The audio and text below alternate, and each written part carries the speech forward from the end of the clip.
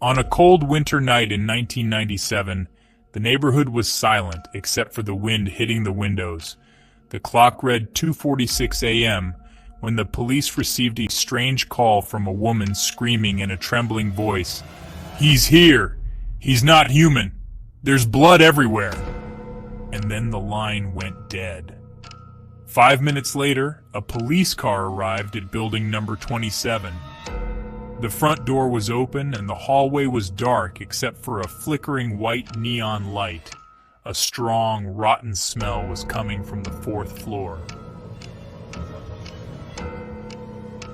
The officers began climbing the stairs, their footsteps echoing, and the closer they got to apartment 42, the clearer a faint whispering became, coming from inside. The door was half open, and when they pushed it slowly, a sharp creak came from the hinges.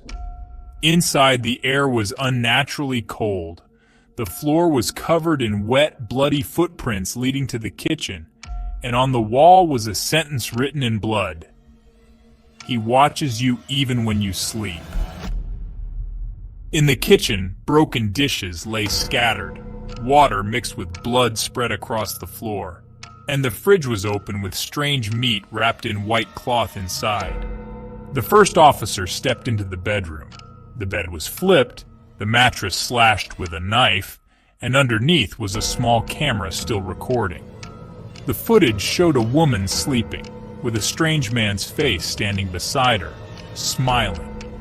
As the nights went by in the footage, the smile grew wider, and the shadow behind him darker, heavy breathing audible in the background.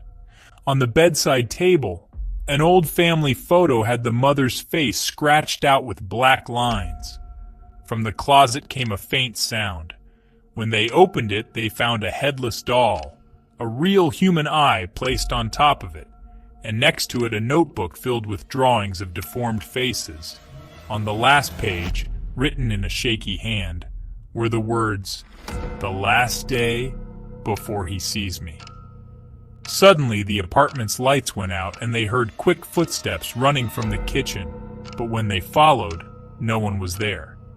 The window was open, freezing air hitting their faces, and in the street below, a tall shadow was moving between the alleys. After the woman's disappearance, police discovered the camera kept recording for days after the incident, and every night at exactly 3:17 a.m., the closet door would open by itself, and the whispers would grow closer and closer to the lens. 2 weeks later, a neighbor called the police, saying he heard faint noises coming from apartment 42, even though the door had been sealed with red wax. When officers arrived, the seal was intact, but inside were slow, deliberate footsteps. They broke the door open. The apartment was freezing. Everything was exactly as they had left it, except for one thing. The camera under the mattress was gone. On the bed lay an old cassette tape. When they played it, it began with the missing woman's voice saying, "He's here, not far. He's watching us," followed by a long, distorted male laugh. Suddenly, the tape began to play backward, producing whispers in an unrecognizable language. One of the detectives suddenly felt a cold hand gripping his shoulder from behind, but when he turned, no one was there. Hours later, reviewing the building's security footage, they saw something that made their blood freeze.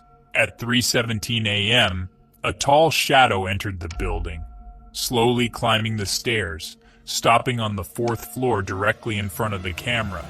His face was unclear, but his eyes were completely white. He leaned closer and closer until his face filled the screen, and then the footage cut out.